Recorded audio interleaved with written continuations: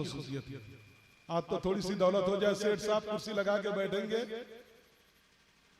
मौलाना साहब तेरी देख लेते, मौलाना साहब 6000 तनख्वाह पाते हैं तो मस्जिद में झाड़ू ये लगाए, इस्तिंजा खाना साफ है नहीं साफ है ये देखे, अजान टाइम पे होती है नहीं होती ये देखे। एक मर्तबा का वाकया है, गौरव चौकी में एक साहब का इंतकाल हो गया, अल्लामा मसीहुद्दीन साहब थे। किसी ने आके कहा कफन कैसे फाड़ा जाए, कफन कितने होते हैं, इन्होंने बता दिया। कैसे फाड़ा जाए, इन्होंने बता दिया। कैसे नहलाया जाए, इन्होंने बता दिया। मुझसे कहने लगे अगर इस कौम का चले तो ये कहेगी कि पहले कब्र में जाके सो के मुनकर नकीर का जवाब भी दे दो, कैसे देना चाहिए। इस कौम का चले तो वो भी कहने के लिए तैयार है। सारे मामले इन्हीं पे उठा के रख दो। झाड़ू लगाना इनका काम, लोटा बदनी साफ नहीं इनका काम, इसलिए कि 6000 रुपये हम देते हैं, गुलाम बना करके रखे हो। ये इमाम नहीं, गुलाम की हैसियत है इनकी। ये इमामत कोबरा नहीं तो इमामत सुगरा पे तो फाइज ही है। सही है, बेशक। उसके बाद ये हाल तो उसी मस्जिद नबवी नबी ने अपने मुकद्दस हाथ से गारा और मिट्टी का काम किया, मस्जिद नबी तामीर की। नबी ने फरमाया जानते हो ये कौन सी मस्जिद है? इस मस्जिद की अहमियत और हैसियत का आलम ये है कि इसके अंदर ये एक नेकी करो, अल्लाह तुम्हें 50,000 नेकियां अता फरमाए। सुभान अल्लाह, सुभान अल्लाह। वो मस्जिद मदीना की मुकद्दस सरजमीन पे है जिस मदीना के ताल्लुक से सुबह से लेके दोपहर, दोपहर से लेके शाम, मर्द से लेकर औरत, औरत से लेकर मर्द, बच्चे, बुढ़े, जवान सब ये कहते हुए नजर आते हैं दिखा दे या इलाही वो मदीना कैसी बस्ती है जहां पर रात दिन मौला तेरी रहमत बरसती है। नबी ने मस्जिद नबी 80 बाई 100 की जब बनाया तो कुछ दिनों के बाद मस्जिद छोटी पड़ने लगी।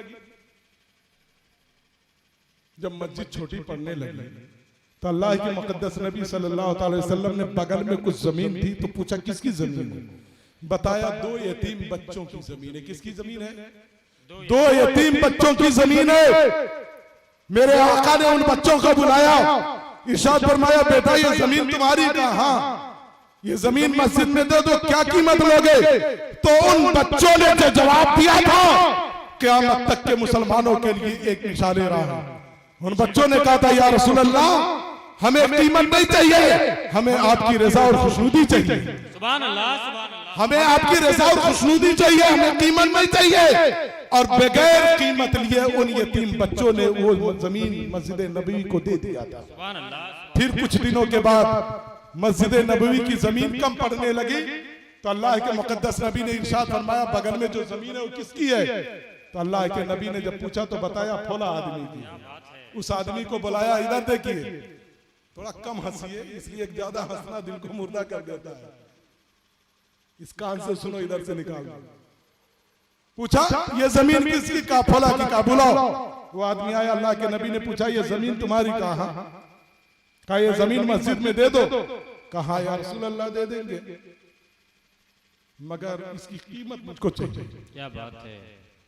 इसलिए कि मैं गरीब आदमी हूं, मेरे पास बच्चे हैं, उनकी परवरिश मेरे जिम्मा है।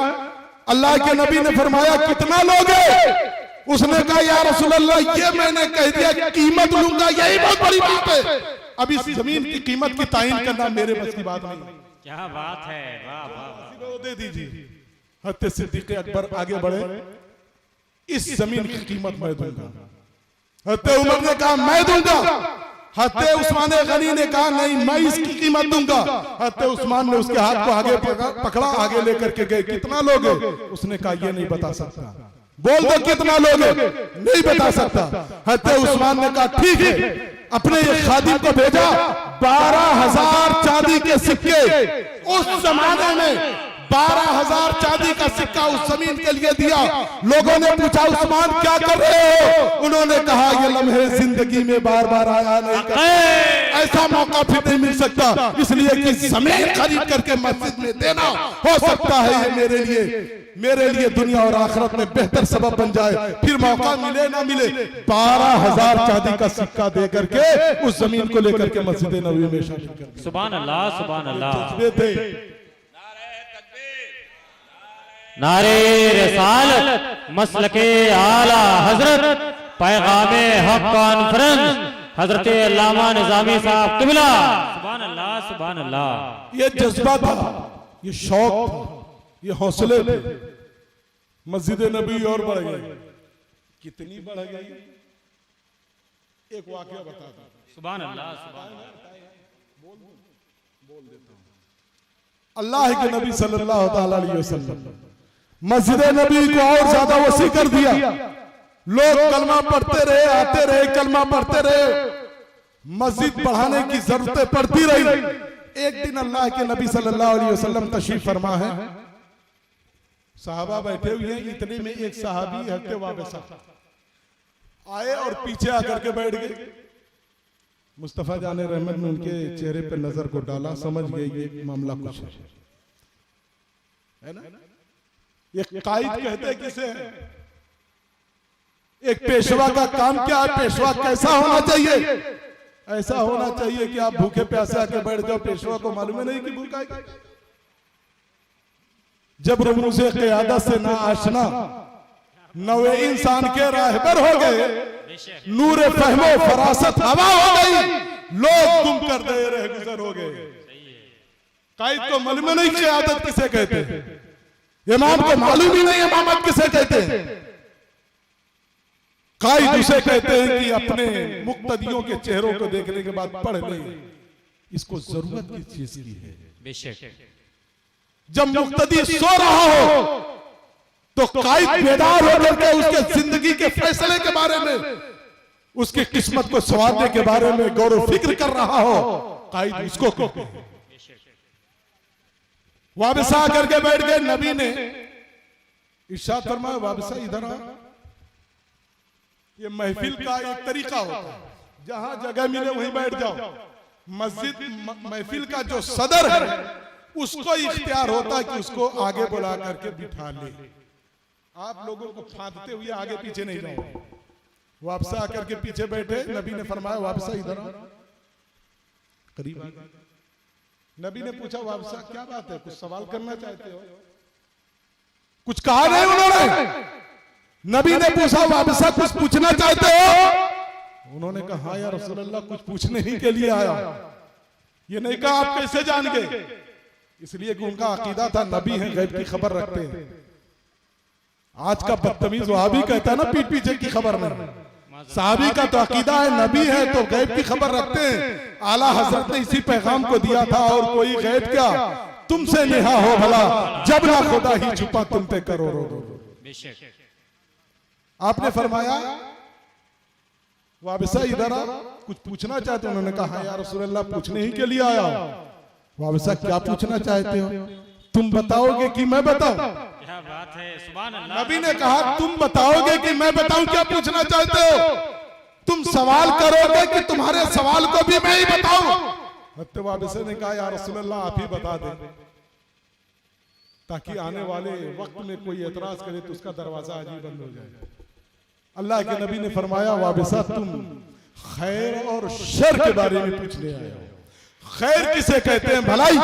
शर किसे कहते हैं? बुराई। खैर और शर के बारे में पूछने आए हो। हत्ते वाबिसा ने कहा, हाँ या रसूल अल्लाह, मैं इसी के बारे में पूछने आया हूं। अल्लाह के नबी ने फज़रबा रसूलुल्लाह सल्लल्लाहु अलैहि वसल्लम अला सदरिही, अल्लाह के नबी ने अपने हाथ को वाबिसा के सीने पे मारा।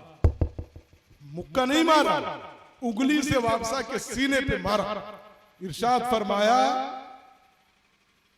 फरमाया, अल्लाह के नबी ने क्या फरमाया?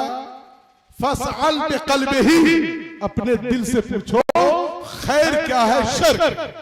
मुझसे मत सवाल करो, क्या बात है। अपने दिल से पूछो खैर क्या है, शर क्या है, बुराई क्या भलाई, अपने दिल से पूछो।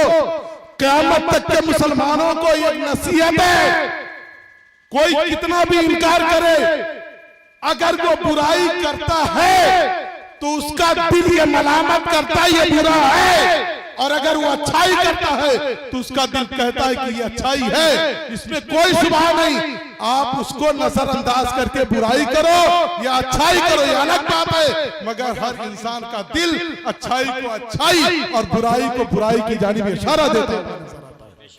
अल्लाह के मुकद्दस नबी ने फरमाया